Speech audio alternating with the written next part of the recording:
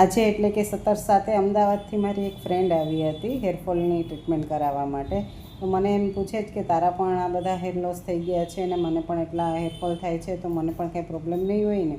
મેં એને કીધું કે તું ગાંડી થામાં, એવું બધું ના વિચાર, એવું કાંઈ ના હોય. જોકે હું પણ એવું પહેલાં માનતી હતી કે કેન્સરવાળા લોકોને હેરફોલ થાય, પણ એવું જરૂરી નથી કે કેન્સરવાળા લોકોને હેરફોલ થાય. હેરફોલ આફ્ટર ટ્રીટમેન્ટ થાય છે અને સ્પેશિયલી કિમોથેરાપી પછી થાય છે. મને પણ કિમોથેરાપીની એક સિટિંગ ગઈ એ પછી હેર લોસ થવાનું ચાલુ થયું હતું. અને તમે લોકો પણ જો એવું વિચારતા હોય અથવા તો માનતા હોય કે કેન્સરવાળા લોકોને હેરફોલ થાય જ, તે વસ્તુ ખોટી છે. કેન્સરવાળા લોકોને હેરફોલ થાય એવું જરૂરી નથી, એ ટ્રીટમેન્ટ ઉપર ડિપેન્ડ કરે છે.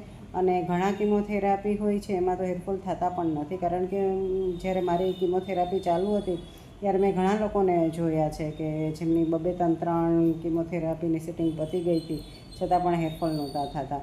એટલે પ્લીઝ તમે જો આવું વિચારતા હોય તો ન વિચારતા કે કેન્સરવાળા લોકોને હેરફોલ થાય જ.